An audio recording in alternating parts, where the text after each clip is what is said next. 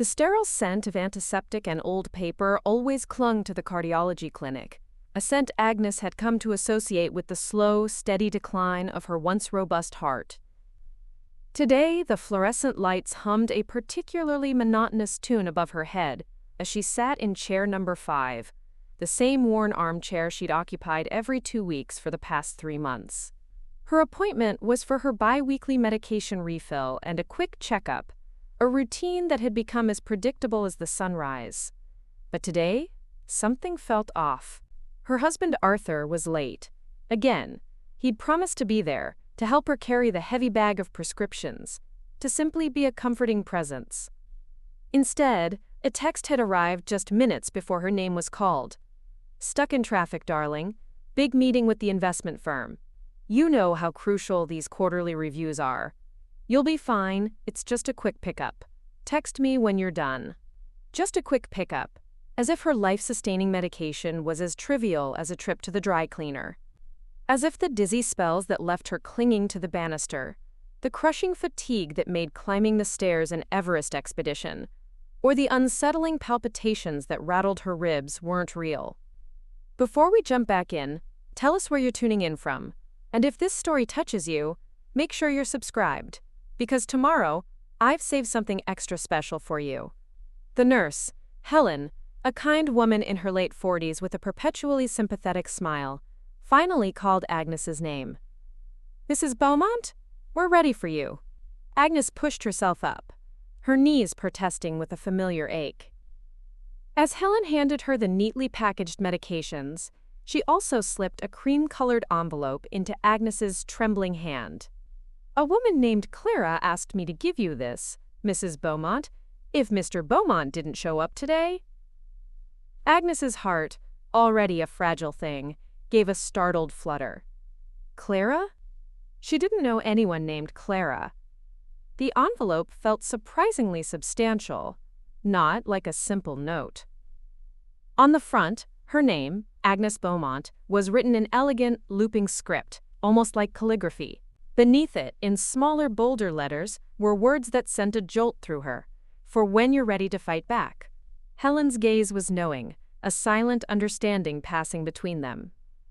"Did she say anything else?" Agnes whispered, her voice barely audible. Helen leaned closer, her voice dropping to a conspiratorial murmur. "She said to tell you that you're stronger than you think, and that some battles require allies you never knew you had." Agnes clutched the envelope, its unexpected weight a stark contrast to the lightness of her heart. Someone was watching, someone knew, and somehow, that someone had anticipated this exact moment.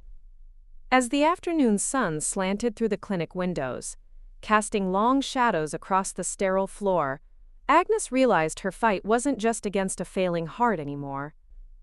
There was something else happening here, something that went far beyond missed appointments and thoughtless text messages. The Agnes Beaumont who had walked into this clinic an hour ago, the woman who made excuses for her husband's absence and apologized for his priorities, was about to discover just how much she didn't know about the man she'd married. And somewhere in this city, a stranger named Clara had just lit the fuse that would burn down everything Agnes thought she understood about her life. The envelope remained unopened in her oversized handbag during the slow taxi ride home, its presence burning like a secret Agnes wasn't ready to confront. The driver, a chatty young man named Leo, kept glancing at her in the rearview mirror with concern as she leaned her head against the cool window, fighting waves of dizziness and a strange metallic taste in her mouth that the new medication hadn't alleviated. "You okay back there, ma'am?" he asked as they pulled into the sweeping driveway of her sprawling colonial-style house in the affluent Elderwood district. "Need me to help you to the door?" Agnes managed a weak smile. "I'm fine, thank you. Just a bit tired." But she wasn't fine. And as she fumbled with her keys at the front door, the heavy brass cold against her fingers, she realized she hadn't been fine for weeks. The realization wasn't about her heart, the organ that had been giving her trouble for the better part of a year. She'd been fighting that battle with every ounce of her dwindling strength. No, this was about something else entirely, something she'd been too scared, or too loyal, or too stubborn to acknowledge. The house felt cavernous in its silence. No concerned husband rushing to greet her, no fresh flowers on the antique console table, no note asking how her appointment went. Just the lingering scent of Arthur's expensive aftershave and a half-eaten bowl of cereal left carelessly on the pristine granite countertop, a milky ring staining the polished surface she'd cleaned that very morning, despite feeling utterly drained. Agnes sank onto the plush velvet sofa, the one Arthur had insisted on despite her protests that it was too ostentatious, and finally allowed herself to think about what Nurse Helen had asked her and what the mysterious note implied. Did she have adequate support at home? The honest answer, she realized with a devastating clarity, was no. 3 months ago, when her cardiologist, Dr. Lee, had first explained the severity of her congestive heart failure and the complex medication regimen she would need, Agnes had found Arthur in his study, staring at the financial reports on his computer screen with an expression of barely concealed annoyance. When he noticed her watching him, he'd quickly rearranged his features into something resembling sympathy. "Maybe you should consider hiring a full-time nurse, darling," he'd suggested, without looking away from the glowing screen. It might be easier for both of us, easier for both of them, as if her failing heart was somehow an inconvenience she was inflicting upon him. 2 months ago, during her first major medication adjustment, he'd promised to drive her home afterward. She'd waited in the clinic lobby for an hour and a half before finally calling him. "Blast it, Agnes, I'm so sorry," he'd said, and she could hear the muffled sounds of a bustling restaurant in the background, clinking glasses, boisterous laughter, the unmistakable buzz of a high-stakes business lunch. "The quarterly review is running way longer than expected. Can you catch a taxi? I'll reimburse you." He'd never reimbursed her. Last month, when the dizzy spells had been particularly brutal and she'd spent most of the day curled up in their guest bathroom, Arthur had actually seemed annoyed when he came home to find dinner not prepared. "I know you're going through a tough time," he'd said, loosening his silk tie with the air of a man whose patience was being tested. "But life can't just stop, you know. I've been working 14-hour days, trying to secure this new investment deal, and it would be nice to come home to some normalcy." Normalcy? He wanted normalcy while she was literally fighting to keep her heart beating. But it wasn't just the heart-related incidents. As she sat in that pristine living room, surrounded by furniture Arthur had chosen, and art Arthur had bought, and a life Arthur had designed, Agnes started remembering other moments, earlier moments, patterns she'd been willfully blind to.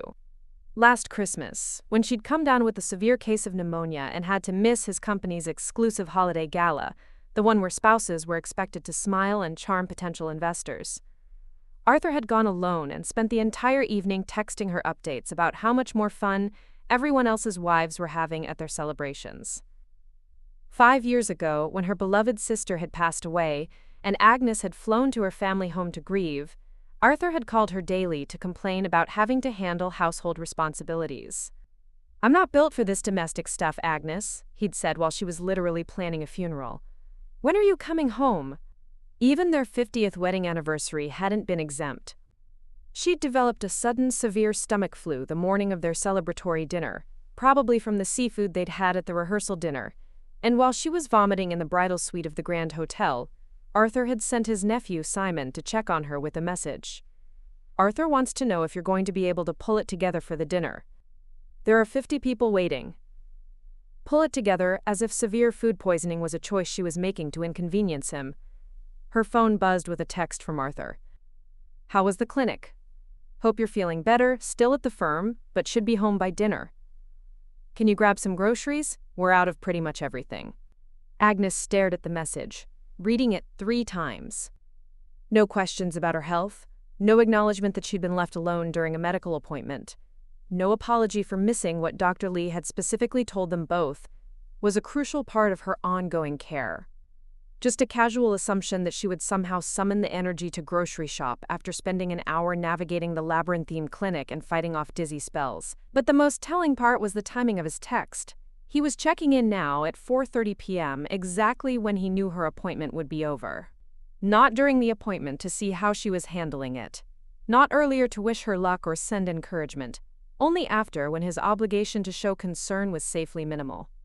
Agnes thought about Mrs. Henderson, the sweet woman in chair number 6 at the clinic, who was also on a complex heart medication regimen. Mrs. Henderson's husband, George, had driven her there today, just like he had for every single appointment. He sat in the uncomfortable visitor's chair, reading aloud from a historical novel she loved, occasionally pausing to offer her a glass of water or adjust her shawl. "Where's Arthur today?" Mrs. Henderson had asked, her voice soft from the mild sedative she took. "Investment meeting," Agnes had said, trying to keep the bitterness out of her voice. "Crucial deal." Mrs. Henderson and George had exchanged a look that lasted exactly 3 seconds. But in those 3 seconds, Agnes saw something that made her chest tighten, with embarrassment, pity, understanding, recognition of something she wasn't ready to acknowledge yet. "The new deal is really demanding," Agnes had added quickly, hating how defensive she sounded. "He's been working on securing this contract for over a year. It could change everything for his firm." George had nodded politely, but his expression remained carefully neutral. "That's tough timing," he'd said gently. "These treatments can be pretty rough." Pretty rough, the understatement of the century. As if summoned by her spiraling thoughts, the dizziness hit like a freight train. One moment Agnes was fine. The next she was doubled over, clutching the armrest of the sofa, her vision swimming. A cold sweat broke out on her forehead, and somewhere in the fog of misery, she heard the concerned voice of her own inner monologue. "Agnes, honey, how are you feeling?" She tried to remember when she'd last felt truly well, truly unburdened by the constant, low-level malaise that had become her new normal. She'd eaten a light breakfast, taken her morning pills, but then nothing else because Arthur had used the last of the electrolyte drinks she'd been relying on, and she'd been too exhausted to go to the store. "Not much," she admitted to herself, her own voice sounding distant. Her blood pressure felt like it was dropping, her heart hammering an erratic rhythm against her ribs. She was dehydrated, and more than that, she felt a profound sense of wrongness. The next hour passed in a blur of additional symptoms, a growing realization that this wasn't a normal reaction to her medication. Her body was struggling more than usual, fighting the illness and something else simultaneously. Other patients she'd met at the clinic, even those with more severe conditions, didn't seem to experience this specific, insidious decline. Dr. Lee had been concerned during her last visit. "Mrs. Beaumont, I'm concerned about your overall response to the medication. Your blood work from yesterday's labs was already borderline low, and this level of fatigue and dizziness could complicate your treatment. Is there someone who can stay with you for the next 24 to 48 hours, monitor your fluid intake, and make sure you're eating regularly?"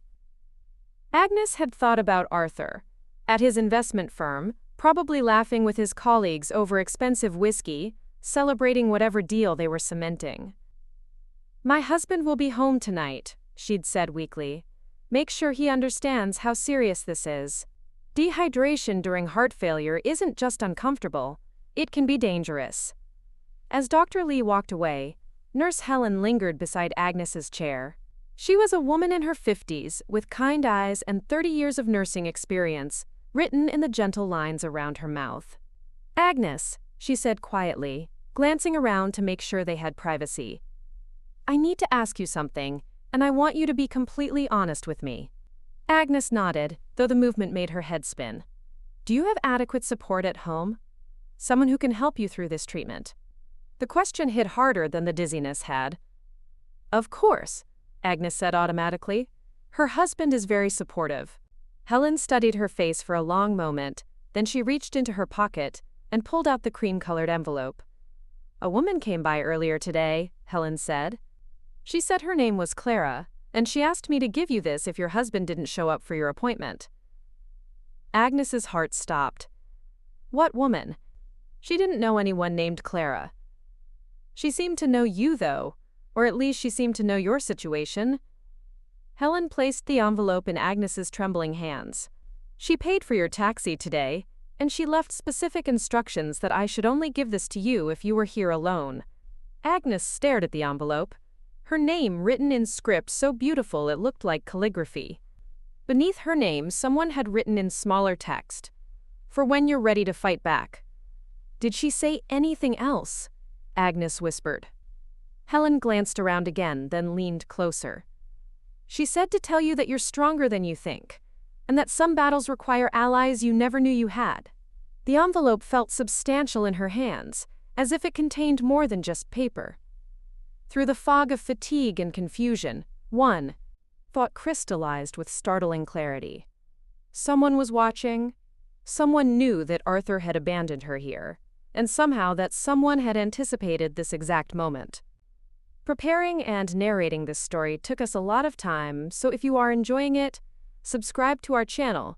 It means a lot to us. Now back to the story. The woman who had entered this clinic an hour ago, the woman who made excuses for her husband's selfishness and apologized for his priorities, was about to discover just how much she didn't know about the man she'd married. And somewhere in this building, a stranger named Clara had just lit the fuse that would burn down everything Agnes thought she understood about her life. The envelope remained unopened in her purse during the 40-minute taxi ride home, its presence burning like a secret she wasn't ready to confront. The driver, a kind young man named Leo, kept glancing at her in the rearview mirror with concern as she leaned her head against the cool window, fighting waves of nausea that the additional IV fluids hadn't completely eliminated. "You okay back there, ma'am?" he asked as they pulled into the driveway of her colonial-style house in the Elderwood district. "You need me to help you to the door?" Agnes managed a weak smile. "I'm fine, thank you, just tired." But she wasn't fine. And as she fumbled with her keys at the front door, she realized she hadn't been fine for weeks. The realization wasn't about the heart condition she'd been fighting with everything she had. No, this was about something else entirely, something she'd been too scared or too loyal or too stubborn to acknowledge.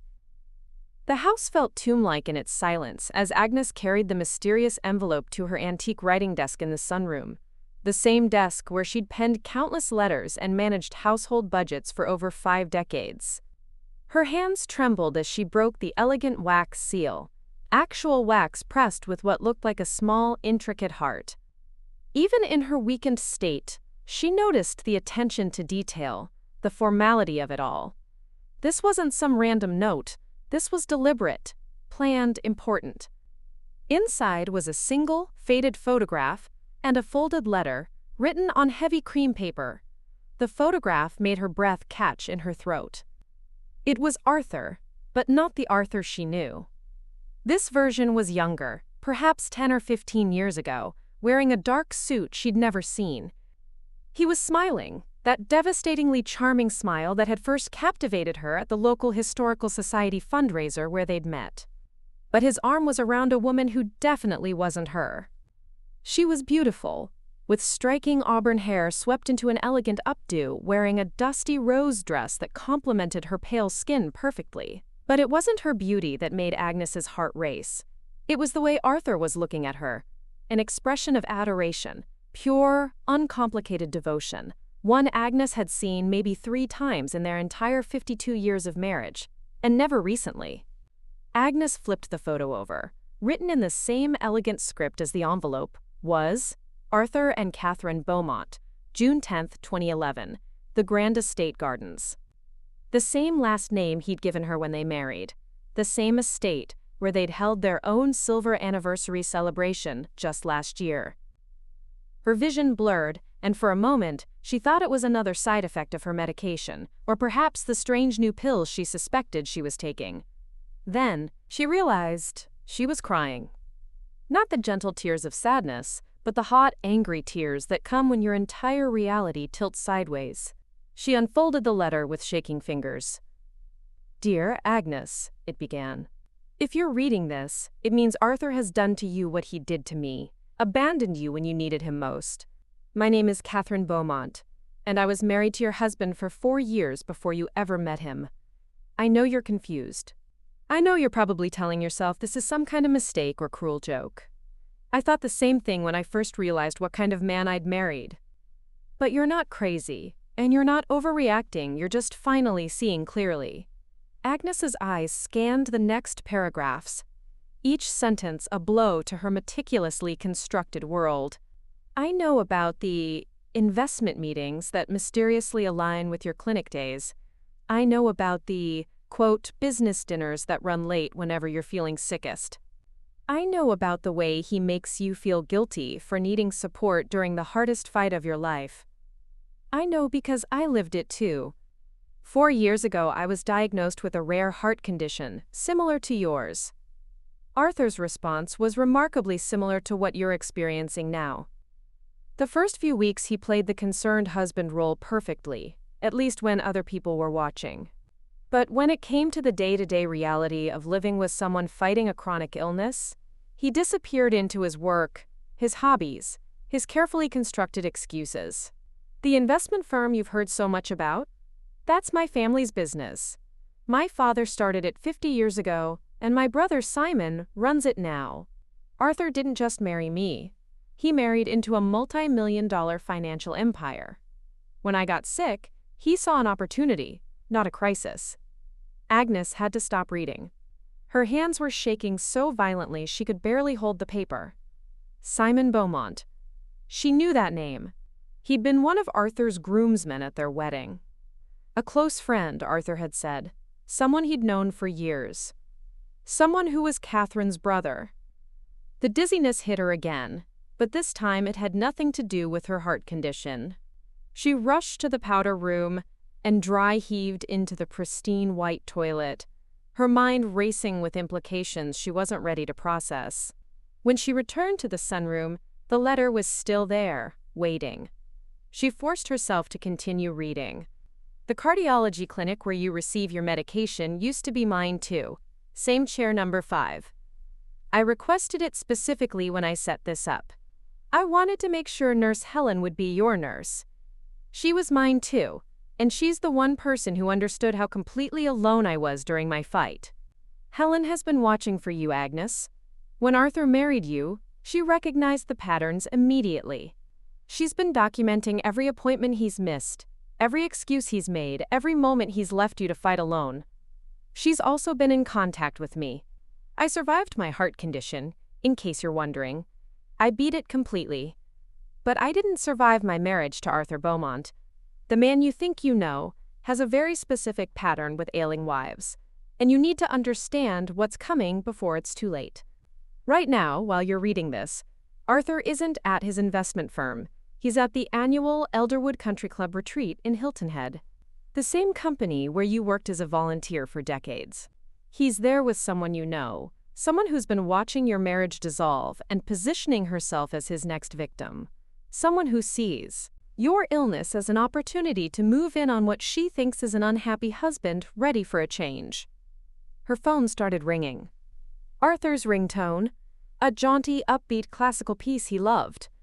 It now seemed obscenely inappropriate. Agnes let it go to voicemail, her eyes scanning the letter frantically. Check his location if he's sharing it with you. Cross-reference it with the country club retreat schedule you probably helped organize before you got sick. Then check his credit card statements from the past month. Look for charges at places you've never been, restaurants you've never discussed, hotels you've never booked. But most importantly, Agnes, check your joint accounts. Check them right now while you're alone, and can process what you find without him watching your reaction. Her laptop was in her study upstairs, but her phone would work just as well. With trembling fingers, she logged into their online banking. The checking account looked normal. Routine bills, grocery stores, gas stations. But their savings account, the one they'd been building toward her dream of funding a new wing at the local animal shelter, the one that had contained over $300,000 last time she checked. $90,000 had vanished in the past 3 months, exactly the same 3 months she'd been on this new heart medication. She scrolled through the transaction history, her heart pounding so hard she could hear it in her ears. Hotel charges in Hilton Head, restaurants she'd never heard of, a high-end jewelry store purchase for $20,000 on the same day she'd collapsed from severe palpitations and had to be taken to the emergency room. The phone rang again. This time, Agnes answered. "Agnes, thank goodness!" Arthur's voice was slightly breathless, as if he'd been running. "I've been trying to reach you. How are you feeling? How did the clinic go?" In the background, she could hear faint music and something else, a woman's laughter, quickly muffled. "Where are you, Arthur?" Agnes asked, her voice surprisingly steady.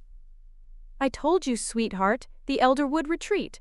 We're at the clubhouse now, celebrating. Simon finally agreed to expand the partnership with our firm.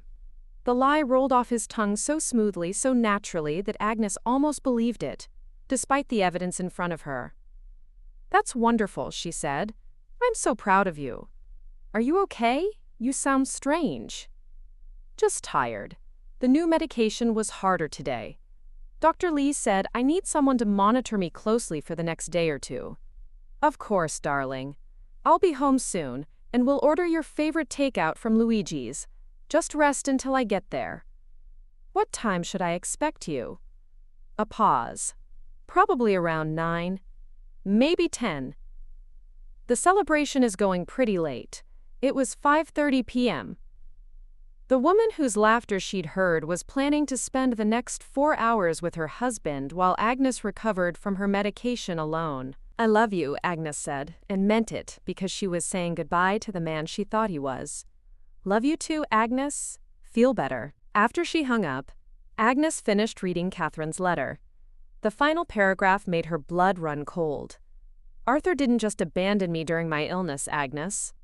He actively tried to speed up the process. What I'm about to tell you will be hard to believe, but I have proof. And more importantly, I have a plan to make sure he never does this to another woman again. If you're ready to fight back, meet me tomorrow at 2 p.m. at the Elderwood Botanical Gardens, near the Rose Maze. Come alone. Trust no one else with this information until we've talked. You're stronger than you know, and you're not fighting alone anymore. Catherine. The house suddenly felt impossibly large and empty around her. But for the first time since her diagnosis, Agnes didn't feel powerless. She felt dangerous. She spent the next hour doing something she'd never done in 50 years of marriage.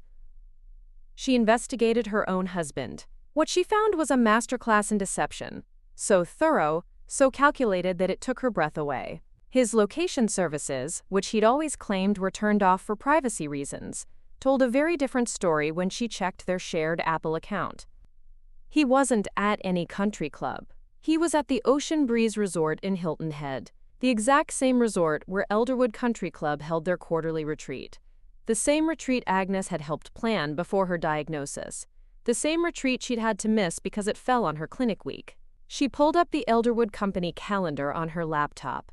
She still had administrative access, since she was technically just on medical leave, not terminated. There it was.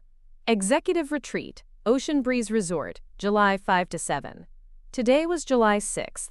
Her hands moved across the keyboard with surgical precision, muscle memory from years of meticulous record-keeping for various charities and her own family. She cross-referenced the hotel charges on their credit card with the resort's restaurant menus, finding exact matches. Dinner at their signature seafood restaurant last night, $347. Lunch at their poolside grill today.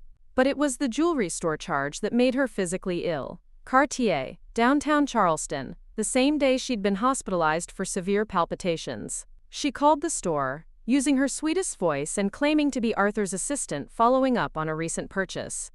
Oh yes, Mr. Beaumont, the sales associate gushed. The diamond pendant was absolutely gorgeous. His friend was thrilled with it. Such a romantic gesture, buying it while she waited in the car. Friend. While Agnes was in the hospital fighting for her life, Arthur had been buying jewelry for another woman. Agnes called the Elderwood Country Club next, asking to speak with her former assistant Rebecca, who'd been covering her duties. Agnes, how are you feeling? We've all been thinking about you. Rebecca's genuine warmth was a stark contrast to her husband's calculated coldness. Better, thank you. Listen, I'm trying to track down some files from the retreat planning. Who all attended this quarter? Oh, the usual executive team, plus their guests. Actually, it was nice to see some of the junior staff get invited this time. Clara from marketing went, and that new girl from legal. Clara? Agnes's blood turned to ice. Yeah, Clara Miller. She just started last month. Gorgeous girl, really sharp. I think Arthur recommended her for the invite, said she was doing excellent work on the new financial integration. The integration, of course? Arthur wasn't just cheating on her. He was using his affair to cement the business relationship that had become his obsession. And the woman he was doing it with shared a name with the woman who'd sent her the letter. Rebecca, what does Clara look like? Tall, blonde, probably late 30s. Why? Just curious. I think I might have met her at the company picnic. After she hung up, Agnes sat in her sunroom, staring at the evidence spread across the antique desk, like pieces of a puzzle she'd been too trusting to assemble. Credit card statements showing a double life, location data proving deliberate lies, a jewelry purchase made while she was hospitalized, and now a name that connected everything. Her phone buzzed with a text from an unknown number. Agnes, this is Clara Miller. We need to talk before you meet my sister tomorrow. Can you come to the clinic tonight at 8 p.m.? Nurse Helen will be there. It's not safe to discuss this anywhere else. Sister? Catherine Beaumont had a sister named Clara, who worked at Arthur's company, and was apparently having an affair with her husband. The web of deception was so intricate, so carefully planned, that Agnes felt like she was living in someone else's nightmare. But even as the betrayal cut through her like a physical wound, Agnes felt something else rising, a cold, analytical fury that reminded her why she'd been so successful in her volunteer work, organizing complex events and managing large budgets. She understood strategy. She understood long-term planning. And she was beginning to understand that whatever was happening here went far beyond a simple affair. At 7:45 p.m., Agnes drove to the cardiology clinic, her hands steady on the wheel despite the storm raging in her chest. The building was mostly dark, except for security lighting, but Nurse Helen met her at the staff entrance, her face grave with concern. Agnes, honey, how are you feeling after today? Like my entire life has been a lie, Agnes said honestly. Helen led her through empty corridors to a small conference room where a tall, blonde woman in her late 30s was waiting. Even in the harsh fluorescent lighting, she was stunning, the kind of effortless beauty that made heads turn. But her eyes held an intelligence that was almost predatory. You must be Agnes, she said, standing to shake Agnes's hand. I'm Clara Miller. You're sleeping with my husband. Agnes didn't flinch. Yes, I am. And before you decide whether to slap me or scream at me, you need to understand why. Helen closed the door and activated a small white noise machine. What we discuss here doesn't leave this room, she said firmly. Clara, show her the files. Clara opened a laptop and turned it toward Agnes. The screen showed a detailed spreadsheet with dates, locations, expenses, and names. This is every affair Arthur Beaumont has had in the past 10 years, she said. 3 wives, 19 mistresses, and a pattern of behavior that would make a clinical psychologist sick. The spreadsheet was color-coded: red for married women he'd targeted during their medical crisis, yellow for single women he'd used to advance business relationships, green for brief encounters that meant nothing. Agnes was listed under red: wife number 3, Agnes Beaumont. Heart failure diagnosis, March 15th. Affair initiation, April 1st. Abandonment pattern confirmed, May 10th. Wife number 3, Agnes whispered. Catherine was wife number 2. Precisely, Clara said gently. Before her was a woman named Eleanor Hayes. Eleanor Hayes? Yes. The same last name as the head of investments at the Elderwood Group? Agnes recalled. Eleanor was Arthur's first wife, Clara explained. Eleanor's family are major benefactors to the Elderwood Group. Arthur has a very specific type: successful, independent women who own property or have family money. Women who become vulnerable during medical crisis. Nurse Helen leaned forward. Eleanor had a severe stroke. Same pattern. Arthur became increasingly absent during her recovery, had an affair with a business contact, and tried to manipulate her into signing over her assets while she was still cognitively impaired from the stroke. Tried? Agnes asked. Eleanor's family intervened, Clara said, but not before Arthur had drained most of their joint accounts and transferred ownership of her real estate portfolio to himself. She spent 3 years in legal battles getting it back, but the stress exacerbated her condition. Agnes stared at the spreadsheet, seeing her own life reduced to data points and timelines. How do you know all this? Because my family hired a private investigator to track Arthur's pattern after what he did to Catherine, Clara said. We've been building a case against him for 5 years. When he started working at Elderwood Group and we learned he'd married again, we knew we had to act. So you got yourself hired at my company? Agnes asked, incredulous. I got myself hired, positioned myself as his type, and let him think he was seducing me. Every conversation we've had has been recorded. Every financial transaction has been documented. Every lie he's told you, he's also told me about. How sick you are, how burdensome you've become, how he wishes he could start over with someone who understands him. Nurse Helen handed Agnes a tissue as tears Agnes didn't know she was crying dripped onto the conference table. Agnes, there's something else you need to know. Based on the timeline, we believe Arthur is planning to escalate things soon. What do you mean? Clara's expression grew dark. Eleanor's stroke was natural. Catherine's heart condition was natural. But Arthur has been researching ways to complicate heart medication treatment, make it more difficult for patients to recover. The room spun around Agnes. You think he's trying to kill me? We think he's trying to position himself as a grieving widower with access to your assets and no inconvenient ex-wife to deal with, Clara said. The question is, are you ready to stop him? For the first time in months, Agnes felt her sharp, analytical mind kick into high gear. This wasn't just about revenge or justice. This was about survival. And more than that, it was about making sure Arthur Beaumont never had the chance to target another vulnerable woman again. What do you need me to do? Agnes asked. Clara smiled, and Agnes finally understood why Arthur had been so easily manipulated. When she wanted to be, Clara Miller was absolutely terrifying. We need you to stay alive long enough to destroy him, she said. Think you can handle that? Agnes drove home from the clinic in a state of eerie calm that surprised her. The woman who had entered that conference room was the same one who had spent 50 years making excuses for Arthur's behavior, who had apologized for needing support during her illness, who had convinced herself that love meant accepting crumbs of attention. The woman leaving that building was someone entirely different. As she pulled into her driveway at 9:30 p.m., she saw Arthur's luxury sedan already parked in the garage. He was home early from his fictional retreat, probably to maintain the illusion of being a caring husband. The house glowed with warm light from every window.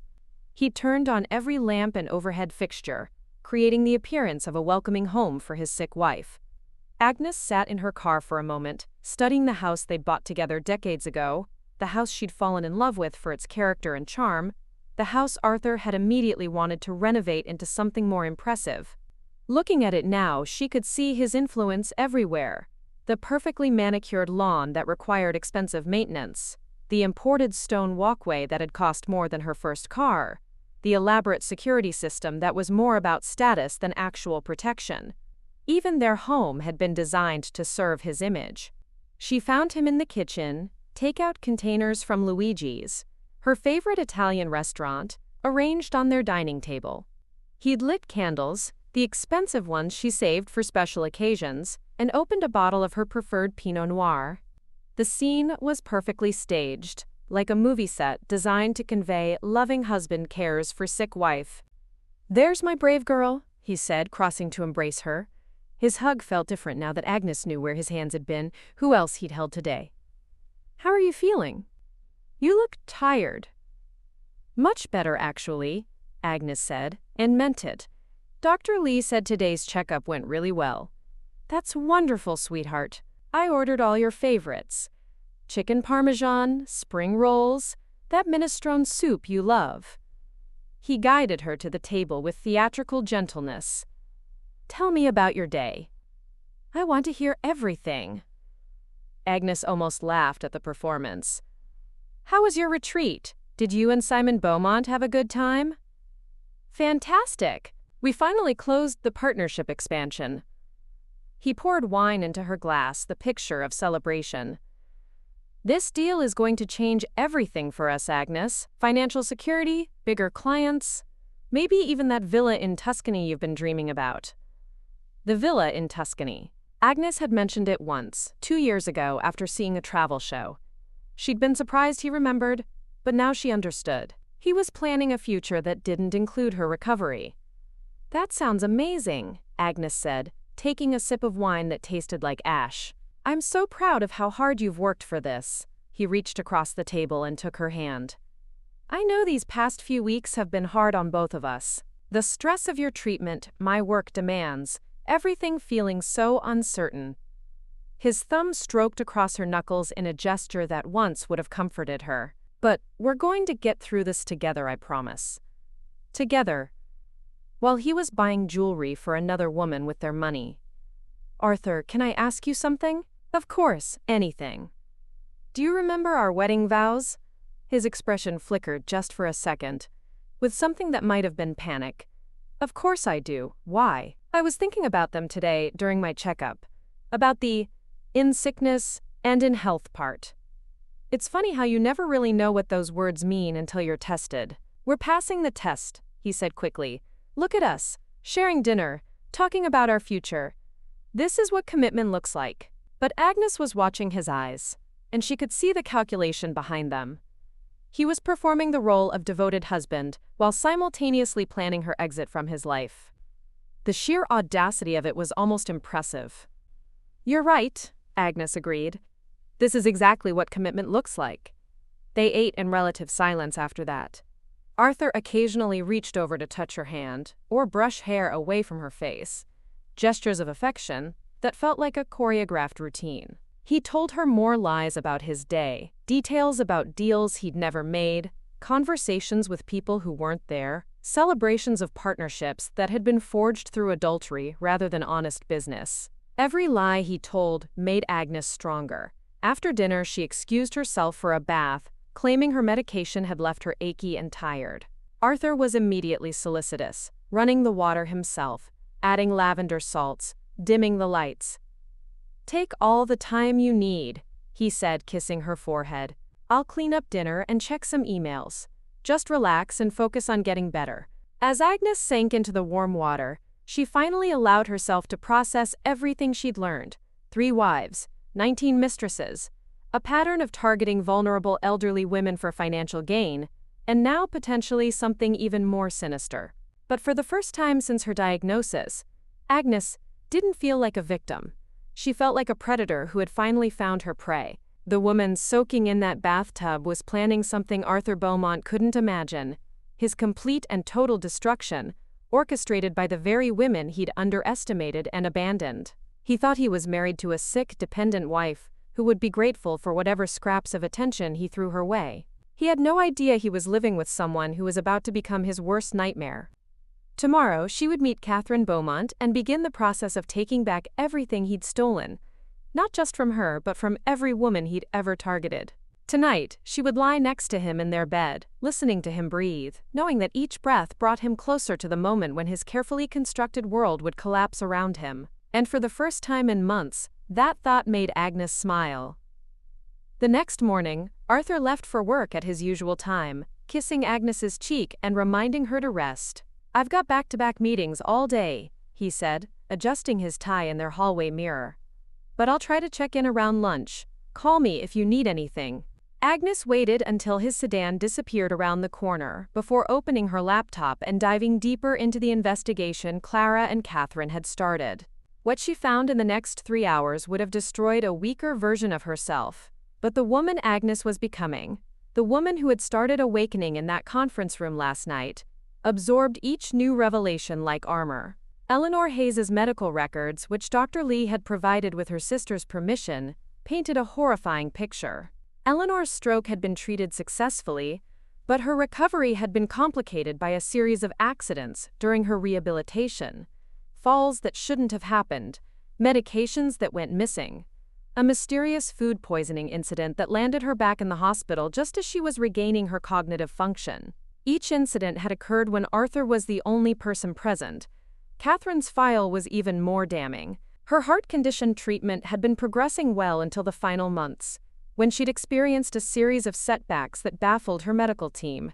Severe reactions to medications she'd previously tolerated, infections that appeared despite careful monitoring, a sudden decline that nearly killed her just as her prognosis had been improving.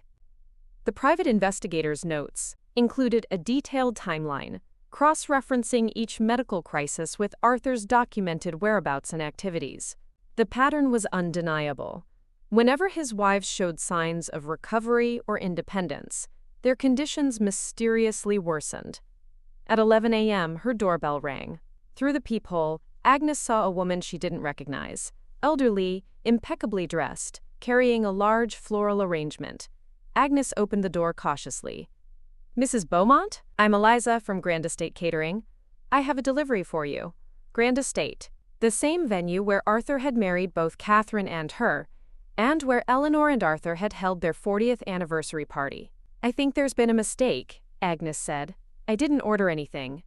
"Oh, it's not from you, dear. A young woman called this morning, said she was a friend from your work.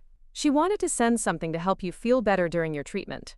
She handed Agnes the arrangement, a stunning display of white lilies and eucalyptus in a crystal vase. Tucked discreetly among the stems was a small envelope with Agnes's name written in the same elegant script she now recognized. "The young lady was very specific about the delivery time," Eliza continued.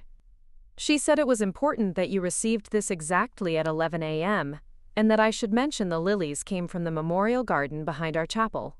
Memorial garden. Agnes's blood chilled. "Did she give you her name?" "Clara, I believe. Lovely girl. She said you'd understand the significance of the timing." After Eliza left, Agnes carried the arrangement to her kitchen and opened the envelope with trembling fingers. "Agnes, by the time you read this, you'll have discovered the medical files. I know how overwhelming this must be, but you need to understand the urgency of our situation. Arthur isn't just planning to leave you. He's planning to ensure you don't survive long enough to expose him. The lilies are from Eleanor Hayes's memorial garden." Yes, memorial. Eleanor didn't survive her recovery complications. She died 2 years ago from what the death certificate lists as heart failure secondary to medication interaction. Her family knew it wasn't natural, but they could never prove Arthur's involvement. "We can't let that happen to you. Check your medication bottles right now. All of them. Look for anything that seems different. Color, texture, even the way the pills rattle in the container. Arthur has been home alone with your medications for weeks. If you find anything suspicious, don't confront him. Don't change your routine. Act normal until we meet this afternoon. Your life depends on it. The memorial lilies will serve as our signal. If you need immediate help before our meeting, place them in your front window. I'm watching. Stay alive, Agnes. We're so close to ending this."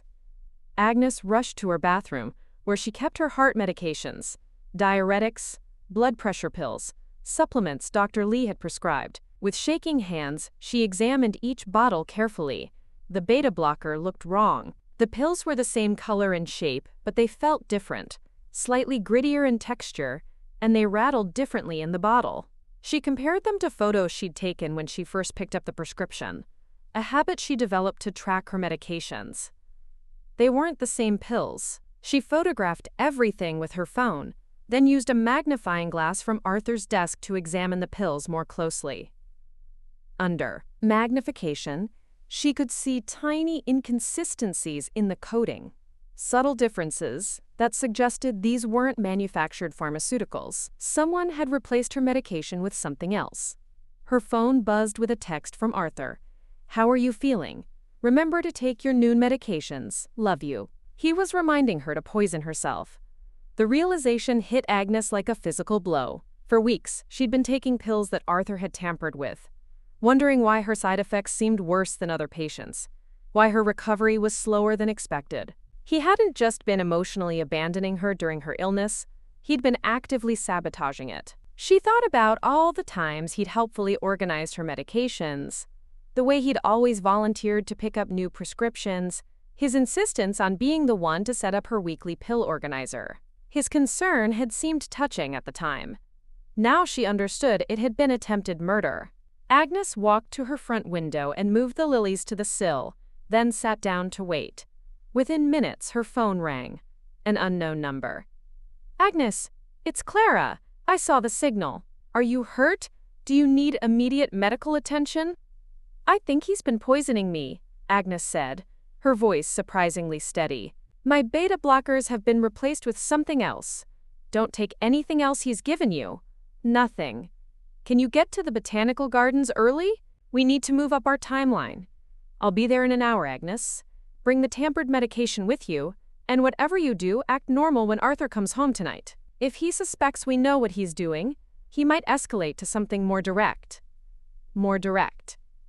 The phrase sent ice through her veins. As Agnes gathered the evidence and prepared to leave, she caught sight of herself in her hallway mirror. The woman looking back at her was thin from prolonged illness, pale from weeks of being slowly poisoned, but her eyes were absolutely fierce. Arthur Beaumont had made a critical error in judgment.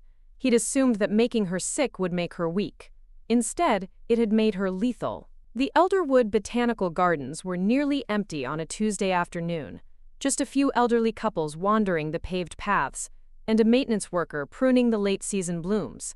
Agnes found Catherine Beaumont exactly where she'd promised to be, sitting on a wrought iron bench beside the rose maze, looking like she was simply enjoying a peaceful afternoon. In person, Catherine was even more striking than her photograph had suggested. Auburn hair caught the sunlight as it fell in loose waves around her shoulders, and she wore a sage-green dress that complemented her complexion perfectly. But it was her posture that caught Agnes's attention. The way she held herself with absolute confidence, like someone who had survived the worst thing imaginable and emerged stronger. "Agnes," Catherine said, standing as Agnes approached. Her smile was warm, but her eyes were assessing, taking in Agnes's appearance with the careful attention of someone who understood exactly what prolonged illness did to a body. "Thank you for coming. How are you feeling?" "Like I've been poisoned by my husband for weeks," Agnes said, sitting beside her on the bench. "Which apparently I have been." Catherine nodded grimly. "Clara told me about the medication. We suspected he might try that approach with you. It's his preferred method when wives start showing signs of recovery." Agnes handed her the pill bottles she'd brought. "I figured it out about 3 months before my treatment ended, when I started feeling worse instead of better, despite what my doctors were telling me." Catherine opened one of Agnes's pill bottles and examined the contents with the practiced eye of someone who'd been through this before.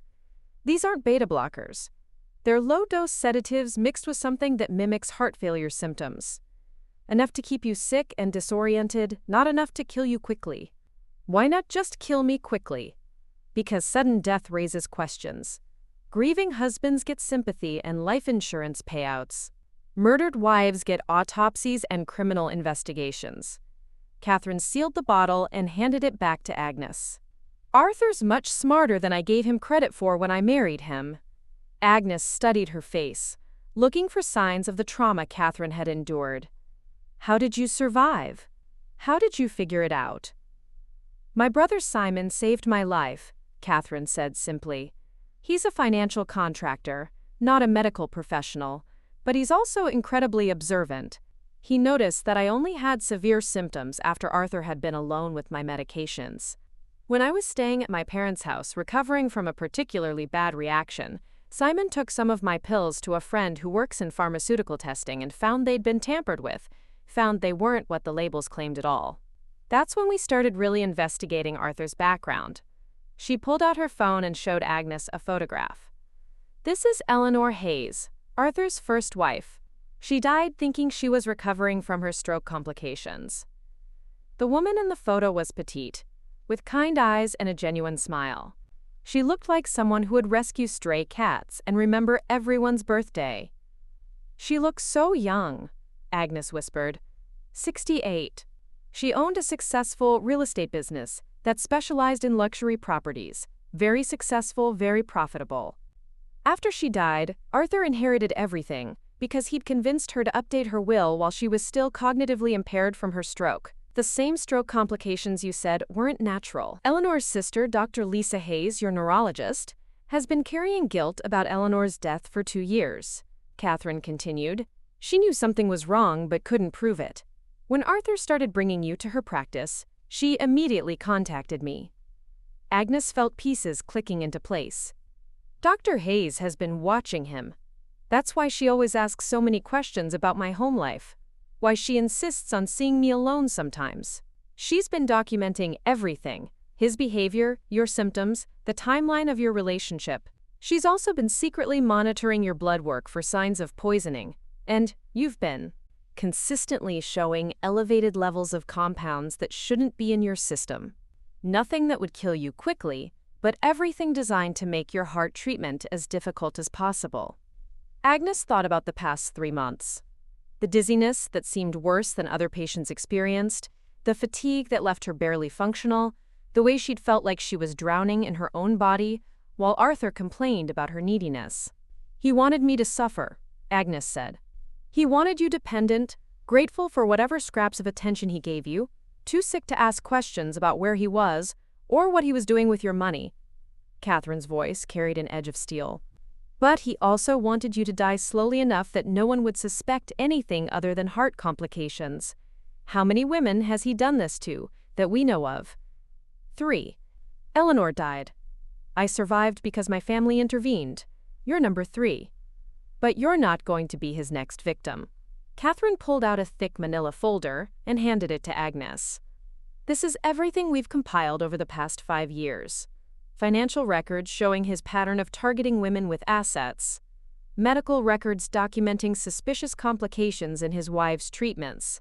Testimony from the private investigator we hired to track his movements." Agnes opened the folder and felt her breath catch. It was a complete dossier on Arthur Beaumont, criminal predator. Bank statements showing systematic theft from joint accounts. Hotel receipts documenting affairs that coincided with his wife's medical crises. Even photographs of him with various women, taken by the private investigator. "We have enough evidence to put him in prison for the rest of his life," Catherine said. "The question is, do you want justice through the legal system, or do you want to destroy him in the same way he tried to destroy us?" Agnes looked up from the files, meeting Catherine's gaze directly. "What's the difference?" "Legal justice means he goes to prison, but his victims' families never get their money back. He's hidden assets, transferred properties, created shell companies. Even if he's convicted, most of what he stole is beyond recovery. And the other option? The other option means we take back everything he stole, expose him publicly so no other woman will ever trust him, and leave him with absolutely nothing except the knowledge that he was outsmarted by the very women he tried to kill." Agnes thought about Eleanor Hayes, dead at 68, her family never truly finding peace. She thought about all the women who might come after her if Arthur wasn't stopped permanently. She thought about the $90,000 missing from their account and the jewelry he'd bought for Clara with money she'd earned. Most of all, she thought about the pills he'd given her this morning, the text reminding her to poison herself, the way he'd kissed her forehead while actively planning her death. "I want to destroy him," Agnes said quietly. "I want to take everything." Catherine smiled, and for the first time since Agnes had met her, she looked genuinely happy. "Then let me introduce you to the team that's going to help us do exactly that." 20 minutes later, they were joined by 3 other people who transformed their quiet garden meeting into something that felt like a war council. Simon Beaumont arrived first, a tall, broad-shouldered man in his early 50s, with the same intelligent eyes as his sister. Behind him came Dr. Lisa Hayes, looking uncomfortable but determined. And finally, a woman Agnes didn't recognize who introduced herself as Detective Olivia Ramos. "Detective Ramos has been investigating Arthur unofficially for 2 years," Catherine explained as they gathered around a picnic table hidden behind the rose maze. "Eleanor Hayes's family filed a complaint after her death, but there wasn't enough evidence for an official investigation." Detective Ramos, a sharp-eyed woman in her 50s, pulled out a tablet and opened what looked like a comprehensive case file. "What we have now is a pattern that spans 10 years and crosses state lines. Arthur Beaumont, who's used at least 3 different surnames by the way, has been systematically targeting and exploiting vulnerable women." 3 surnames? Agnes asked, stunned. "Beaumont is his current identity. Before that, he was Arthur Hayes when he married Eleanor. Before Eleanor, he was Arthur Kingston when he married a woman named Martha in Florida." Agnes's head spun. "There's a 4th wife?" "Martha Kingston died of complications from a chronic lung disease 5 years before Eleanor. Her family suspected foul play but never had enough evidence to pursue it. She left behind a successful travel agency and a life insurance policy worth $1 million. Patients who should have been recovering experienced sudden, unexplained setbacks. medication reactions that don't match their medical histories, secondary infections that appear despite careful monitoring. He's been perfecting his technique, Simon said bluntly, learning from each wife how to be more subtle, more careful, harder to detect. Detective Ramos swiped to a new screen showing a timeline. Here's what makes this case prosecutable. Arthur's been getting sloppy. With Eleanor, he waited until after her death to access her assets. With Catherine, he tried to move money while she was still unconscious. But with you, Agnes, he's been actively draining accounts and making major purchases, while you're still very much alive and capable of testifying. She showed Agnes bank records she hadn't seen before, transfers from their savings account to investment accounts in Arthur's name only, the mortgage on their house being refinanced without her signature, credit cards being opened using her information but with him listed as the primary holder. He's been preparing for your death since the week you were diagnosed, Dr. Hayes said quietly. We have documentation showing he contacted a life insurance company about increasing your policy the same day you got your diagnosis. How much did he increase it to? Agnes asked, though she was afraid of the answer. $2 million, Detective Ramos replied. He told the insurance company you'd requested the increase because you were worried about medical bills bankrupting your family. The enormity of it hit Agnes like a physical blow. Arthur hadn't just been unfaithful or neglectful, he'd been planning her murder from the moment she got sick, calculating exactly how much her death would be worth to him. There's more, Catherine said gently. Show her the Elderwood Group information.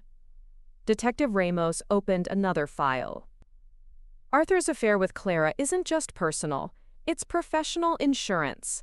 She's been documenting his attempts to involve her in financial fraud.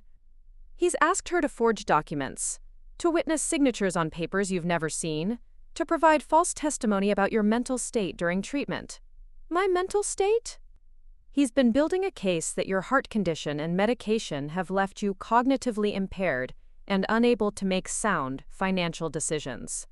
He's planning to have you declared incompetent so he can take control of all your assets while you're still alive.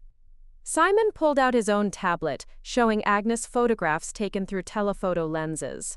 Arthur meeting with lawyers, signing documents at a bank, entering a building that housed several investment firms. He's been incredibly busy while you've been ill, Simon said, setting up offshore accounts, transferring property, creating shell companies.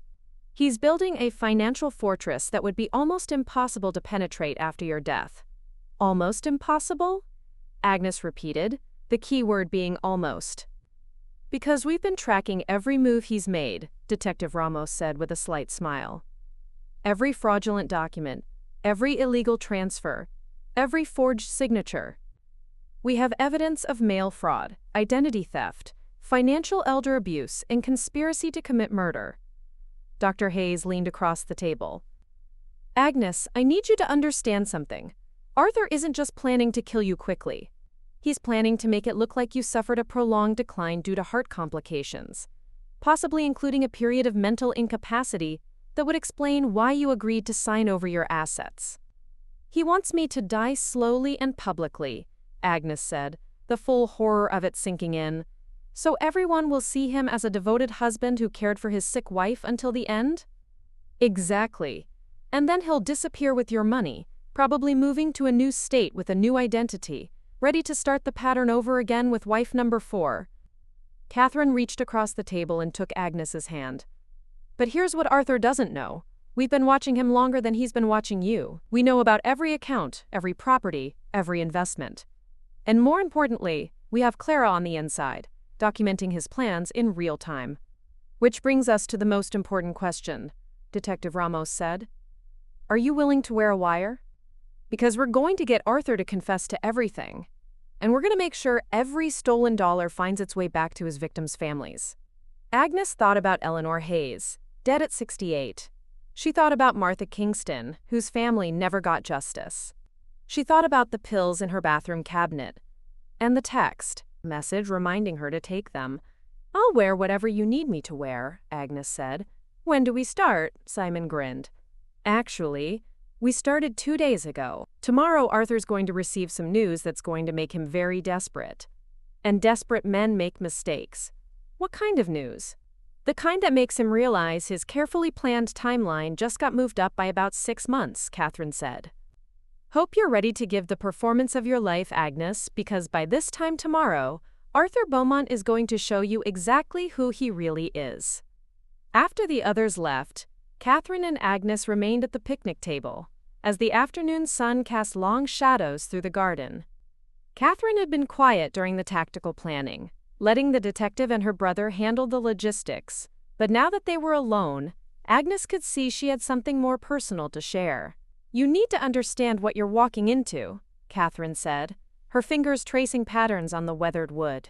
Not just the legal aspects or the financial fraud, but what it's like to live with someone who's actively trying to kill you while pretending to love you. Agnes waited, sensing this was a story Catherine had never told in full before. I met Arthur at a charity gala 10 years ago. He was charming, successful, everything I thought I wanted in a partner. Her voice carried the weight of someone looking back at their younger, more trusting self. He pursued me relentlessly. Flowers every day, surprise visits to my office, romantic dinners at places I'd mentioned wanting to try. I felt like the most important person in the world. When did things change? Agnes asked. Gradually then, all at once. First, it was small suggestions about my business. Maybe I was working too hard. Maybe I should consider selling and focusing on being a wife. Then it was my friends. Subtle comments about how they didn't seem to really support our relationship. Before I knew it, my world had shrunk to just him. She paused, watching a maintenance worker tend to the roses nearby. The heart condition diagnosis came during our 2nd year of marriage, a rare cardiomyopathy. Arthur's initial reaction seemed perfect. Concerned, supportive, ready to fight alongside me. He insisted on coming to every appointment, taking notes, asking questions. I thought I was lucky to have such a devoted husband, but he was gathering intelligence, exactly, learning my treatment schedule, understanding my medications, figuring out when I'd be most vulnerable. Catherine's voice hardened. The first sign something was wrong came about 3 months into treatment. I was actually responding really well to medication, better than my doctors had expected. My energy was returning, and I was starting to talk about going back to work part-time. That's when the complications started. That's when Arthur started getting creative. My blood pressure medication began making me sicker instead of better. I developed infections that seemed to come from nowhere. My heart rate would swing wildly for no apparent reason. She turned to face Agnes directly. Agnes, I want you to understand something. I knew, deep down, I knew something was wrong. But I couldn't let myself believe my husband was poisoning me. The admission hung between them like a confession. How did you finally accept it? I nearly died. Not from my heart condition, from what Arthur later claimed was a medication interaction. But what we now know was a deliberate overdose of potassium chloride mixed with my regular pills. Catherine's hand moved unconsciously to her chest. I went into cardiac arrest so severely that I needed emergency surgery. While I was unconscious in the ICU, Arthur convinced my doctors that I'd become confused about my medications due to chemo brain, a misdiagnosis they'd initially considered, and had accidentally overdosed myself. Agnes's stomach churned. They believed him? He was very convincing. Devoted husband, keeping careful track of his confused wife's medications, devastated by her near-death experience. The medical staff felt sorry for him. Catherine's laugh was bitter. He even cried at my bedside. Real tears, I think. Part of him was genuinely upset that his plan had failed. But your brother suspected? Simon had been watching our marriage deteriorate for months. He saw how isolated I'd become, how Arthur had gradually taken control of every aspect of my life. When I nearly died from a medication error, Simon started asking uncomfortable questions. She pulled out her phone and showed Agnes a recording app. This is from my hospital room 2 days after the cardiac arrest. Simon had hidden a recorder under my water pitcher. She pressed play, and Agnes heard Arthur's voice, younger, but unmistakably him. The doctors say she might not make it through the night. I've been thinking about arrangements. I know it's morbid, but we should be practical. The life insurance policy will cover everything, and her business is worth more than we thought." Agnes's blood ran cold. He was planning Catherine's funeral while she was fighting for her life. He was planning his windfall. "But here's the thing, Agnes," Catherine continued. "That recording saved my life in more ways than one. Not just because it proved what he was doing, but because it made me understand that I wasn't crazy, I wasn't paranoid, and I wasn't overreacting." "How did you survive after that?" "My family intervened. Simon hired private security, moved me to a different hospital, and made sure I was never alone with Arthur again. We told him it was standard protocol for infection control, but really, it was because we knew he'd try to finish what he started. And he tried 3 more times. Once with contaminated IV bags. We caught that because the security guard noticed Arthur had been in my room alone just before my vitals crashed. Once with medications that weren't prescribed by my doctors. And once..." She paused, taking a shaky breath. "Once he tried to smother me with a pillow when he thought the night nurse was busy." The casual way she delivered that last detail made it somehow more horrifying. "The security camera caught it. 2 minutes of my husband pressing a pillow over my face while I was too weak from treatment to fight back. When the nurse came in, he claimed he was just adjusting my pillows to make me more comfortable." "That's when you knew you had to disappear?" "That's when I realized Arthur Beaumont would never stop trying to kill me unless he believed he'd succeeded. So we faked my death." She smiled grimly. "Officially, Catherine Beaumont died of heart complications 6 months after her diagnosis. Unofficially, Catherine Beaumont has been building a case against her husband ever since. He doesn't know you're alive. He doesn't know any of us are working together. As far as Arthur knows, he's about to become a very wealthy widower for the 3rd time." Her expression grew fierce. "But what he doesn't realize is that his first 2 wives' families have been planning his destruction for years. We're not just going to stop him, Agnes. We're going to make sure he loses everything, just like he tried to take everything from us." The sun was setting behind the garden walls, casting everything in golden light that made the moment feel surreal. Here Agnes was, sitting with a woman who had legally died to escape her husband, planning his downfall while he thought she was home taking the poison pills he'd prepared for her. "Tomorrow," Catherine said, standing to leave, "Arthur's going to receive news that will panic him. When that happens, he's going to accelerate his timeline. Are you ready for him to show you who he really is?" Agnes thought about the man who had kissed her forehead this morning while reminding her to take medication he'd tampered with. The man who was buying jewelry for another woman with money he'd stolen from their joint account. The man who had killed at least one wife and tried to kill another. "I'm ready," Agnes said. "Let's end this." Agnes returned home that evening to find Arthur preparing what looked like a romantic dinner. Candles flickered on their dining table, wine was breathing in crystal glasses, and he'd changed into the navy shirt Agnes had once told him brought out his eyes. The scene was perfect, except now Agnes knew it was all performance. "There's my beautiful wife," he said, embracing her with theatrical tenderness. "How was your day? You look much better." "I feel better," Agnes said truthfully, knowing the truth had lifted a weight she hadn't realized she'd been carrying. "I actually went for a walk in the botanical gardens." As he served dinner, Agnes watched him with new eyes. Every gesture was calculated. He was playing devoted husband while counting down the days until her death would make him rich. "Arthur," Agnes began, "I've been thinking about our future. About what happens after my treatment is over." His fork paused halfway to his mouth. "What do you mean?"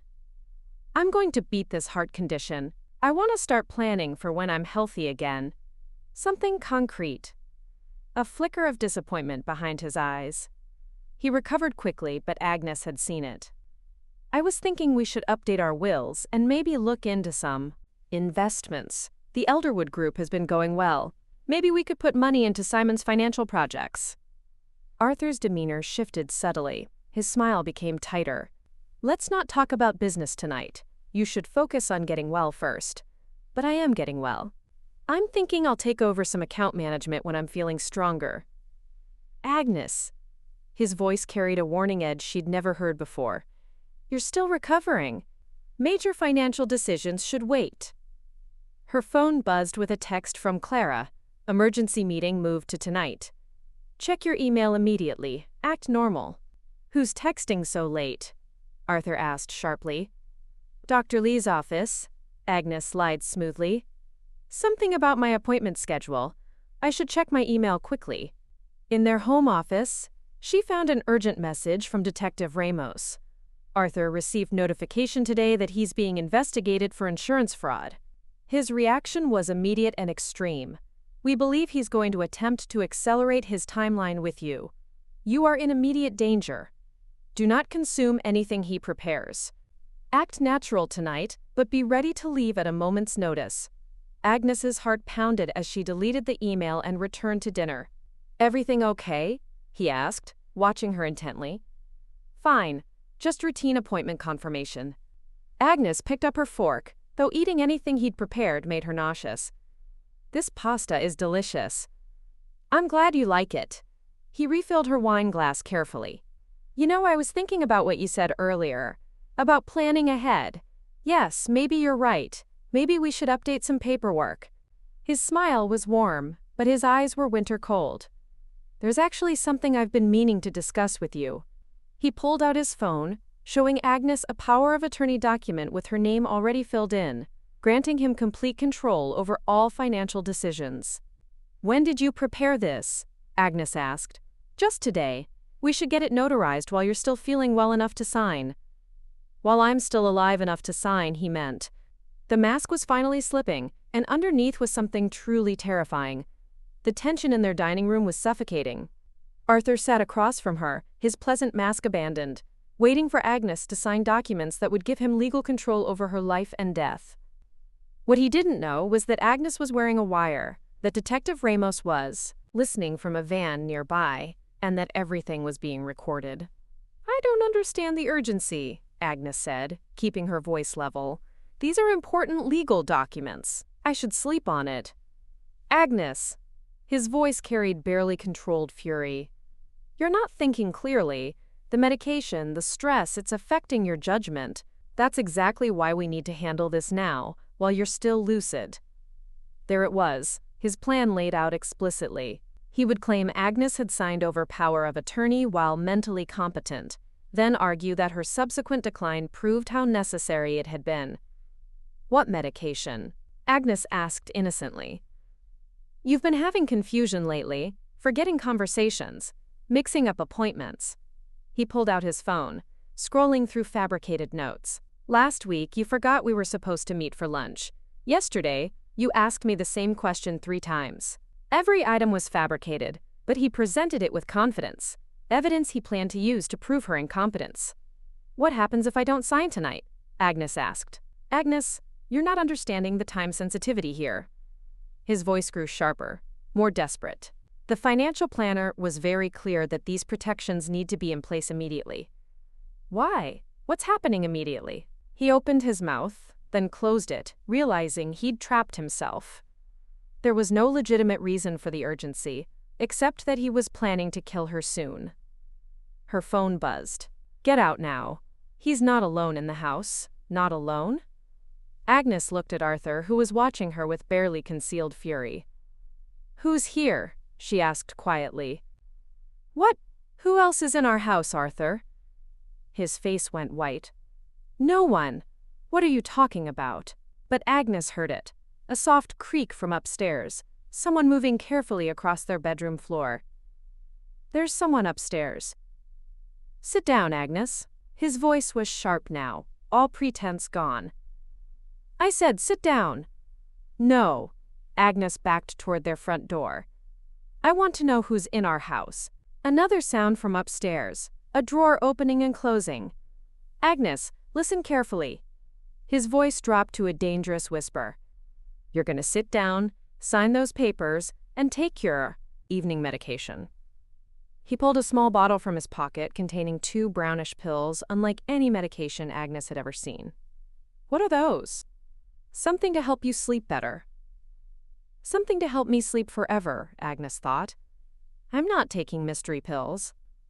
You're taking them, or I'm going to assume your cognitive decline has progressed to where you can't make rational decisions. Agnes heard car doors slamming outside, multiple doors. Arthur's face went from threatening to panicked. What did you do? He whispered. I survived you, Agnes said. just like Catherine did. "Police! Open the door!" As the front door burst open, Agnes realized Arthur Beaumont had finally met a victim stronger than his ability to destroy her. The next few hours passed in a blur of flashing lights, handcuffs, and the systematic dismantling of Arthur's facade. Agnes found herself in the back of an ambulance, watching her husband being read his rights in their driveway. "Mrs. Beaumont," a paramedic checked her vitals. "How are you feeling?" "Fine," Agnes said, though "fine" felt inadequate for someone who had just discovered her husband had been systematically poisoning her while planning her murder. Detective Ramos appeared at the ambulance doors. "Agnes, we need to get you to the hospital for blood work to document what he's been giving you. What about the person upstairs?" "Leo Kingston. He's been working with Arthur for 6 months, helping set up the financial infrastructure for your murder." Her expression darkened. "He was supposed to escalate things tonight if you didn't cooperate. He was going to kill you tonight." "You think so?" Leo had a syringe filled with massive doses of insulin, enough to cause fatal hypoglycemia, especially in someone weakened by heart failure. If Detective Ramos's team hadn't intervened, you would have died tonight, and it would have looked like a tragic heart complication. "How did you know to come when you did?" Clara was monitoring through the wire. When she heard Arthur mention evening medication and Leo moving upstairs, she called us in. Detective Ramos helped Agnes from the ambulance. "Speaking of which, there's someone who's been waiting to meet you properly." She led Agnes to a black sedan where Clara Miller stepped out, even more striking in person. Tall, blonde, with effortless elegance, but her eyes held predatory intelligence. "Agnes," Clara said, extending her hand, "I'm sorry we had to meet under these circumstances, but I'm glad you're safe." "You've been sleeping with my husband," Agnes said bluntly. "I've been gathering evidence against your husband," Clara corrected. The sleeping part was unfortunately necessary to maintain cover, but every encounter was documented, every conversation recorded, all in service of building the case that's going to put him away forever. Agnes studied her face, finding only steely determination. "How long have you been planning this?" 5 years. Ever since my sister Catherine survived his attempt to murder her." Clara opened her laptop on the sedan's hood. "Let me show you what we've accomplished." The screen displayed a comprehensive database: financial records, medical documents, recorded conversations, photographs, timelines stretching back 10 years. "This is everything. Every crime he's committed, every woman he's targeted, every dollar he's stolen." Detective Ramos pointed to specific entries. Leo Kingston's involvement was the missing piece. He's been Arthur's partner in at least 3 murders. 3 murders? Martha Kingston in Florida, Eleanor Hayes here in Elderwood, and Rebecca Torres in Georgia. Rebecca Torres? Agnes vaguely remembered her. A woman who'd inherited a successful bakery chain and died suddenly a few years ago. Leo confessed to everything once he realized we had him. The scope was staggering. This wasn't just one man targeting vulnerable women. It was an organized criminal enterprise operating for over a decade. "You're the first victim who had enough warning to help us catch them in the act," Clara said. "Because of Catherine. Because of all of us working together. And because you were smart and strong enough to play along when we needed you to." Standing on her front lawn, surrounded by women who'd risked everything to save her, Agnes realized something profound had happened. She wasn't just surviving heart failure anymore. She was surviving the man who tried to use her illness to kill her, and she was going to do more than survive. She was going to thrive. 2 hours later, after blood draws and medical examinations at Elderwood General Hospital, Agnes found herself in a private conference room with Clara and Catherine, finally ready to hear the full story of how they'd infiltrated Arthur's life and turned his own tactics against him. The hardest part wasn't gaining his trust, Clara said, settling into a chair across from Agnes. It was pretending to be the kind of woman he targets. Arthur has a very specific type: successful but vulnerable, independent but craving approval. I had to become someone he'd see as both an opportunity and a challenge. "How did you study him?" Agnes asked. "For months before I ever spoke to him." We knew from Catherine's experience that he frequented Elderwood Group networking events, so I got myself hired there specifically to access those circles. Clara pulled out her phone and showed Agnes photos taken with telephoto lenses. We documented his behavior at social functions, identified the women he approached, analyzed his conversation patterns. The photos showed Arthur at various company events, always gravitating toward the same type of woman: blonde, professional, standing slightly apart from the main group. He had a hunting pattern, as predictable as any predator. His approach was remarkably consistent, Clara continued. He'd position himself near the bar or appetizer table, wait for women to approach those areas alone, then initiate contact with some variation of, "I haven't seen you at these events before." It worked because it made women feel noticed and special. And you let him think he was seducing you? I let him think he was discovering me. There's a difference. Clara's smile was sharp. Arthur's ego requires him to feel like he's uncovering hidden treasure, so I played the role of a successful marketing executive who was new to town, slightly overwhelmed by Elderwood's social scene, grateful for guidance from someone established. The Elderwood Group connection wasn't accidental. Nothing was accidental. We chose that surname specifically because we knew it would intrigue him. When he learned I was supposedly related to his biggest client, his interest shifted from personal to professional. She scrolled through more photos on her phone.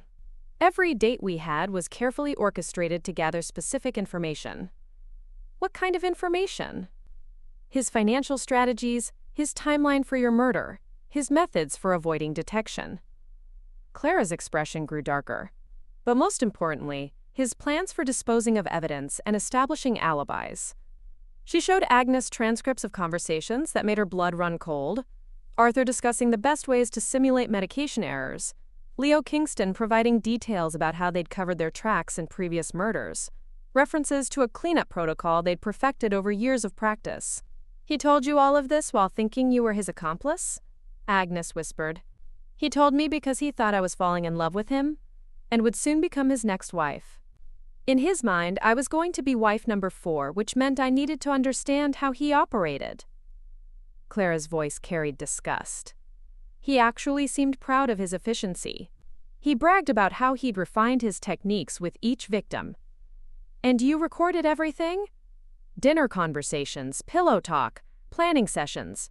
We have hours of audio evidence of Arthur Beaumont describing exactly how he murdered 3 women and attempted to murder Catherine." The scope of the evidence was overwhelming. For 5 years, while Agnes had been falling in love and planning a future with Arthur, Clara and Catherine had been systematically documenting his past crimes and preventing his future ones.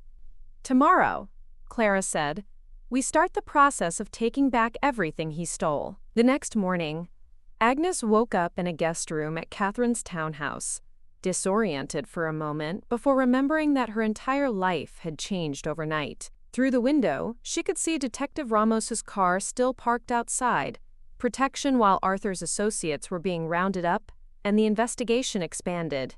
By 9 a.m., Catherine's dining room had been transformed into a command center.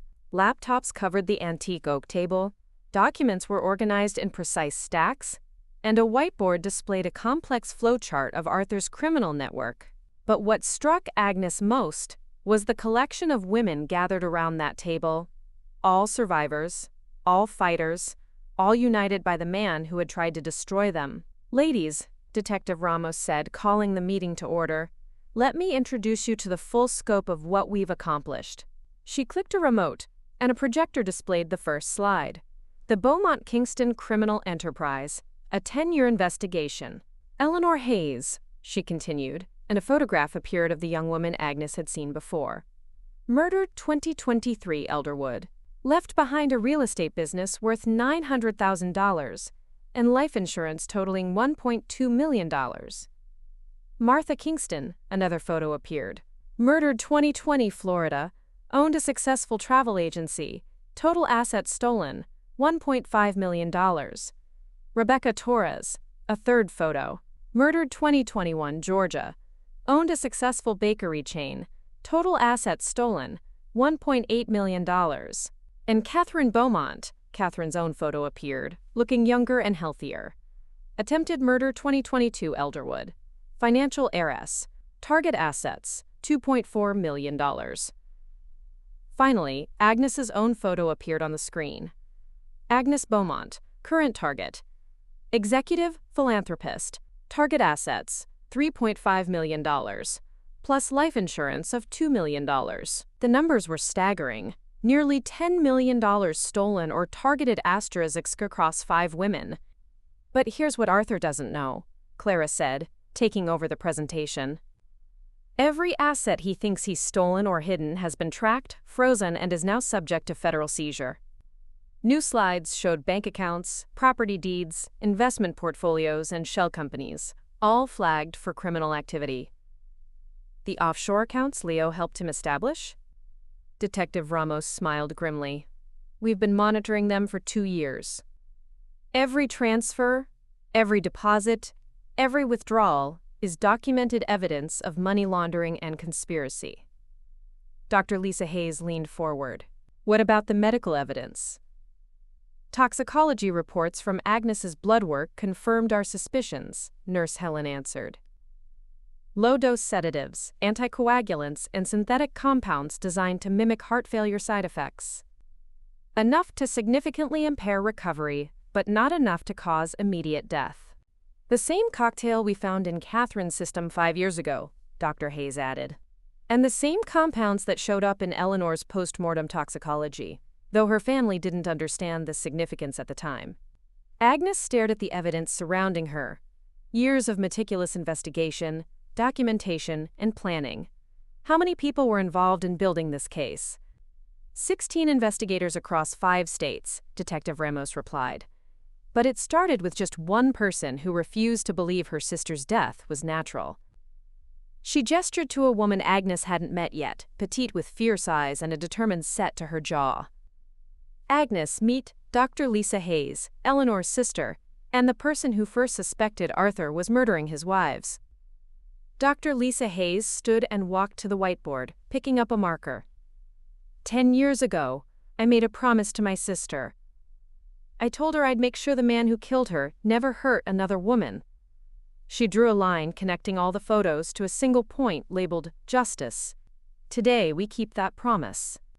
3 days later, Agnes sat across from Arthur in the Elderwood County Detention Center, separated by reinforced glass and speaking through a telephone that recorded every word. He looked smaller somehow, diminished without his expensive suits and carefully styled confidence. His orange jumpsuit hung loose on his frame, and dark circles under his eyes suggested he hadn't been sleeping well. Agnes, he said, his voice carrying a desperate edge she'd never heard before, thank God you came. This is all a terrible misunderstanding. I need you to call my lawyer, transfer some money for bail. I can explain everything. Agnes studied his face, looking for any trace of the man she'd fallen in love with. Instead, she saw a stranger, a predator, who'd worn the mask of her husband so convincingly that she'd never suspected the monster underneath. I'm not here to help you, Arthur. I'm here to tell you that I know everything. His expression flickered, confusion, then calculation, then the first hint of real fear. Know what, Agnes? Whatever they've told you. I know about Eleanor Hayes. I know about Martha Kingston. I know about Rebecca Torres. Agnes watched his face grow paler with each name. I know about Catherine, who isn't dead like you thought. And I know exactly what you plan to do to me. The phone trembled in his hand. I know you've been poisoning me for 3 months. I know you increased my life insurance policy the day I was diagnosed. I know you've been draining our bank accounts and setting up offshore investments. Her voice remained steady, clinical. I know you hired Leo Kingston to kill me Tuesday night if I didn't sign those power of attorney papers. Arthur's mask finally cracked completely. The charming, concerned husband disappeared, replaced by something cold and calculating that made Agnes grateful for the reinforced glass between them. You have no idea what you've done, he said quietly. Do you think this ends with me? Do you think I'm the only one involved in this? Actually, we arrested your entire network 3 days ago. Leo Kingston, Simon's former contact from the financial planning office. Even your contact at the insurance company who helped you manipulate the policies. Agnes leaned forward. It's over, Arthur. All of it. You stupid.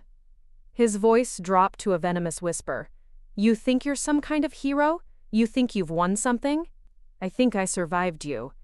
And more importantly, I think I'm gonna make sure no other woman ever has to. He slammed his hand against the glass, making Agnes jump despite herself. You were supposed to die grateful. You were supposed to think I loved you right up until the end. I did think you loved me. That's what made you so dangerous. I gave you 50 good years. I married you. I provided for you. I played the devoted wife perfectly, and this is how you repay me? You played a role to steal my money and then kill me. That's not love, Arthur. That's premeditated murder. Prove it. He snarled. Agnes reached into her purse and pulled out a tablet, opening to the first page of evidence Clara and Detective Ramos had compiled. We already have. The screen showed bank records, recorded conversations, medical evidence, and timeline analyses spanning 10 years. Arthur's face went white as he realized the scope of what they'd assembled. 5 years, Arthur. We've been building this case for 5 years, ever since Catherine survived your attempt to kill her. Every crime you committed, every woman you targeted, every dollar you stole, we documented all of it. That's impossible. Clara Miller says hello, by the way. She wanted me to thank you for being so thorough in your confessions. Apparently, you're very proud of your work when you think you're talking to an admirer. The realization hit him like a physical blow. Clara was working with you? Clara was working against you. So was her sister, Catherine. So was Dr. Hayes. So was Nurse Helen at the clinic. So were the families of every woman you murdered. Agnes stood up, preparing to leave. You're not a criminal mastermind, Arthur. You're just a serial killer who finally met women smarter than you are.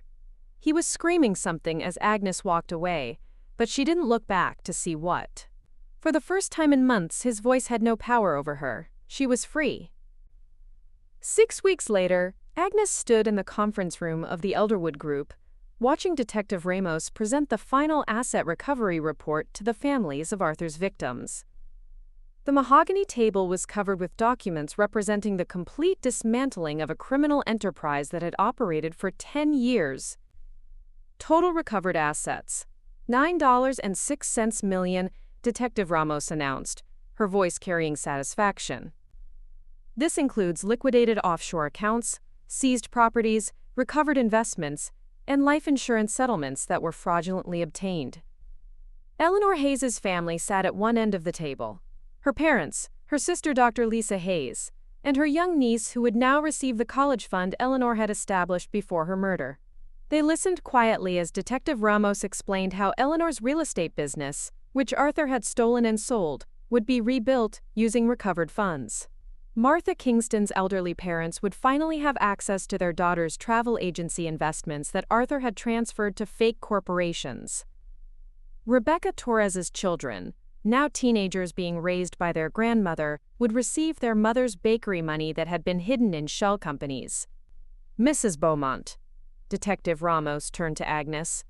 Your personal recovery totals, times $390,000 asterisk from joint accounts, plus the house deed, which has been transferred back to your name only, plus your restored life insurance policy in the original amount.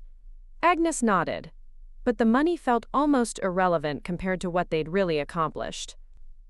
Catherine Beaumont sat beside her, healthy and vibrant, her auburn hair catching the afternoon sunlight streaming through the windows. And the Elderwood Group contracts that Arthur fraudulently negotiated?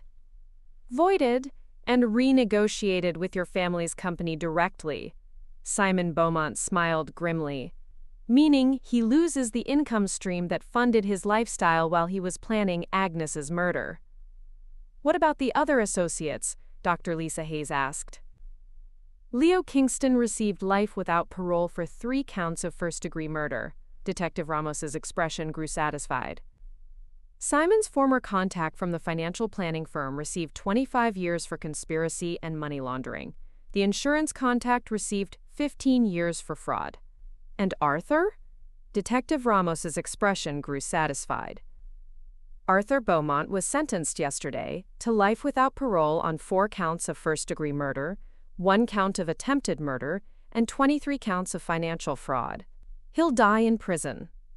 The room fell silent as they absorbed the finality of it.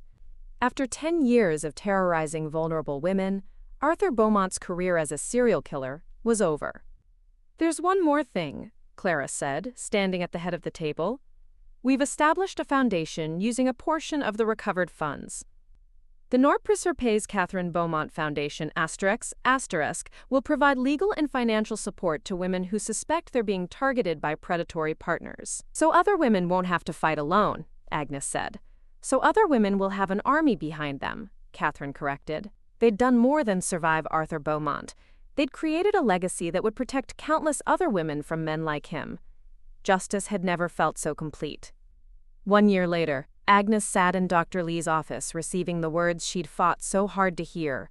"Your latest scans are completely clear, Agnes. Your heart is stable, and you've officially beaten the odds." The irony wasn't lost on her that she'd survived both the disease that tried to kill her and the husband who'd actively tried to help it succeed.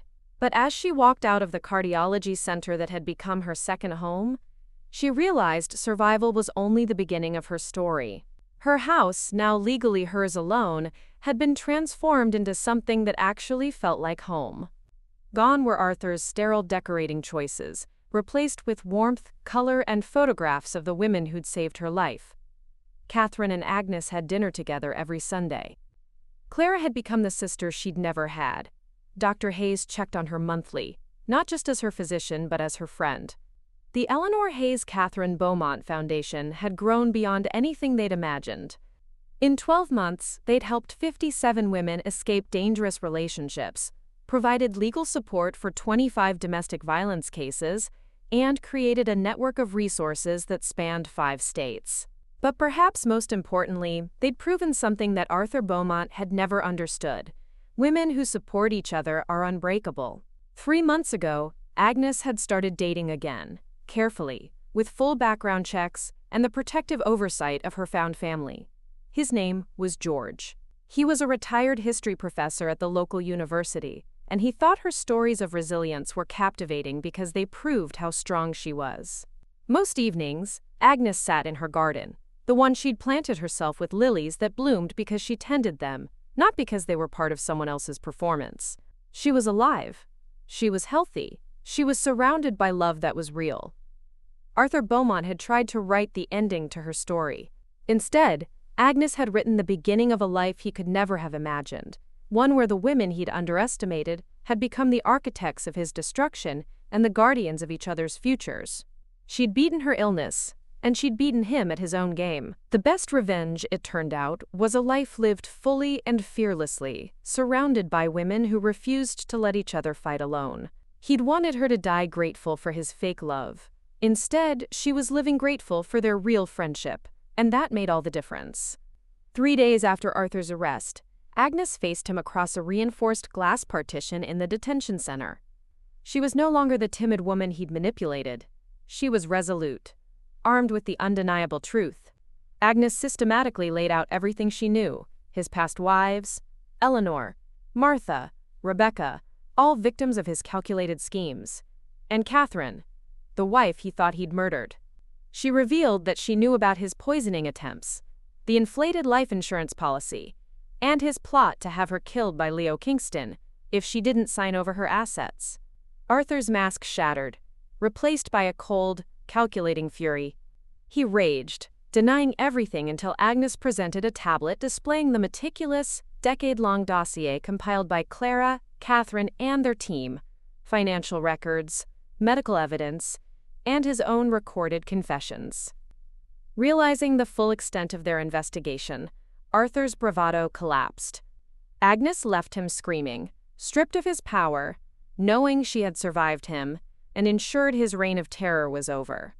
The immediate aftermath saw Arthur and his accomplices swiftly arrested, and Agnes underwent medical tests to document the poisoning, officially closing the chapter on his direct threat. 6 weeks later, Agnes stood with the families of Arthur's victims, as Detective Ramos presented the final asset recovery report. Nearly $10 million stolen over 10 years was recovered, meticulously traced from offshore accounts and fraudulent investments, and returned to the rightful heirs. Arthur Beaumont was sentenced to life without parole for 4 counts of first-degree murder, attempted murder, and a multitude of financial crimes, ensuring he would die in prison. His accomplices also received lengthy sentences. Beyond monetary justice, the survivors, including Agnes, Catherine, Clara, Nurse Helen, and Dr. Lisa Hayes, established the Eleanor Hayes Catherine Beaumont Foundation. This organization, funded by a portion of the recovered assets, provides legal and financial support to other women targeted by predatory partners, ensuring no one else would have to fight alone. 1 year later, Agnes received the all-clear from her cardiologist. Her heart was stable. Her home transformed, filled with the warmth of genuine friendships. She embraced a new chapter.